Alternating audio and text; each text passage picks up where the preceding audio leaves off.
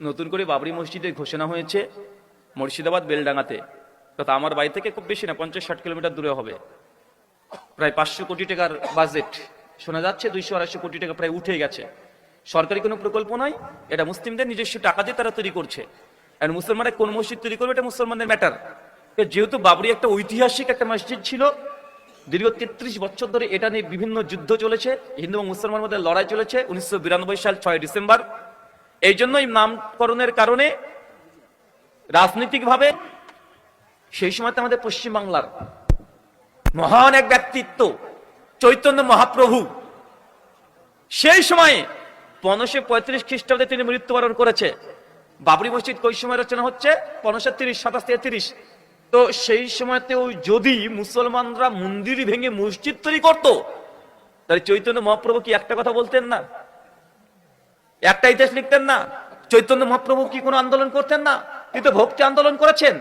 তিনি পশ্চিমবাংলা থেকে শুরু করে পুরী পর্যন্ত জগন্নাথ ধাম পর্যন্ত গেছে। জগন্নাথ ধামে গিয়ে চৈতন্য মহাপ্রভুজিকে হত্যা করেছে। তো চৈতন্য মহাপ্রভু একটা কথা বলতেন না যে মুসলমান যারা ক্ষমতায় ছিল তারা আমাদের মন্দির ভেঙেছে, রামের মন্দির ভেঙে থেকে মসজিদ তৈরি করেছে? তিনিও বলেনি। ওই সময়তে শূন্য পুরাণ রচনা করা হচ্ছে, ওই সময়তে চৈতন্য ভাগবত রচনা করা হচ্ছে, চৈতন্য চরিত্রামৃত রচনা করা হচ্ছে, অনেকগুলো বই সেই সময় রচনা করা হচ্ছে। কেউ বলছে না যে মুসলমানরা মন্দির ভেঙে মসজিদ করেছে, কেউ বলছে না। আরে হিন্দু দাদারা খুব ভালোভাবে জানেন আপনারা যে ভবিষ্য পুরাণের মধ্যে 3য় স্বর্গে পরিষ্কার ভাবে সম্রাট আকবরের কথা রচনা করা হয়েছে, দিন ইলাহির কথা লেখা হয়েছে। সম্রাট আকবরের কথা সেই সময় লেখা হচ্ছে। ওই সময় যদি মুসলমানরা যদি মন্দির ভেঙে মসজিদ তৈরি করতো, তাহলে ভবিষ্য পুরাণে তো অন্ততপক্ষে একটা ইতিহাস লিখে দিত। তারা লিখতো কি লিখতো না? সেই সময় বঙ্কিমচন্দ্র চট্টোপাধ্যায়ের ভাষ্য অনুযায়ী তার কৃষ্ণচরিত 122 নম্বর পৃষ্ঠায় তিনি লিখেছেন, ব্রহ্মা বৈবুত্র পুরাণ, শিব পুরাণ এবং পদ্মা পুরাণ এবং হরিবংশ পুরাণ, এই পুরাণগুলো ব্রিটিশ পিরিয়ডে রচনা করা হয়েছে। এগুলো কিছু আগে রচনা করা হয়েছে, মানে 550 খ্রিস্টাব্দের দিকে রচনা করা হয়েছে, মুসলিম সময়ে, মুঘল সময়ে। তো এতগুলো শাস্ত্র হিন্দু পণ্ডিতরা শেষে রচনা করছে, মুসলমানরা মন্দির ভেঙে মসজিদ তৈরি করেছে, একটা শাস্ত্রে লেখা থাকবে না? হতে পারে। এরকম কয়েক শত প্রমাণ দেওয়া যায়। সেই সময়কার কোন হিন্দু স্কলার তারাও বলেনি যে মুসলমানরা মন্দির ভেঙে মসজিদ তৈরি করেছে। তবে একটা জিনিস প্রমাণিত, কি সেটা হচ্ছে আমাদের ভারতবর্ষের উড়িষ্যাতে একটা মন্দির আছে, মন্দির নাম হচ্ছে জগন্নাথ মন্দির। জগন্নাথ মন্দির ভারতবর্ষের বড় বড় 5টা মন্দিরের মধ্যে অন্যতম। অথচ এই মন্দিরটা এটা হিন্দুদের না, কোনোদিনই ছিল না। কাদের ছিল? বৌদ্ধদের। কাদের? বৌদ্ধদের।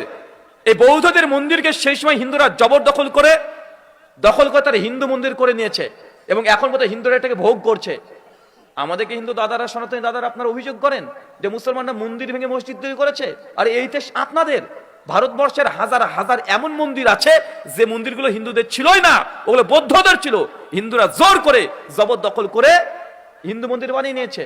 আচ্ছা, এই কথা বলে দিলাম, প্রমাণ চাইবেন অনেকে, একটা প্রমাণ দিই, কেন এগুলো স্পর্শকাতর বিষয়। আর এখন তো সোশ্যাল মিডিয়ার যুগ, টেকনোলজির যুগ, একটা প্রমাণ দিই। অনেকগুলো আছে। রাজা হর্ষ 1089 খ্রিস্টাব্দে ভারতে ইন্ডিয়ান হিস্ট্রি পড়ে নেবেন। পরিষ্কার রাজা হর্ষ কমপক্ষে কয়েক শত মন্দির ভেঙে দিয়েছে। হিন্দু মন্দির, হিন্দু রাজারা ভেঙেছে। অনেক প্রমাণ আছে, পেয়ে গেছে। ভারতবর্ষের বিখ্যাত একজন পণ্ডিত, তার নাম হচ্ছে স্বামী বিবেকানন্দজি, স্বামীজি নামে পরিচিত। রামকৃষ্ণ মিশন ট্রাস্টে তিনি, রামকৃষ্ণ মিশন যারা আছে তারা এনাকে বেশি ফলো করে। রামকৃষ্ণ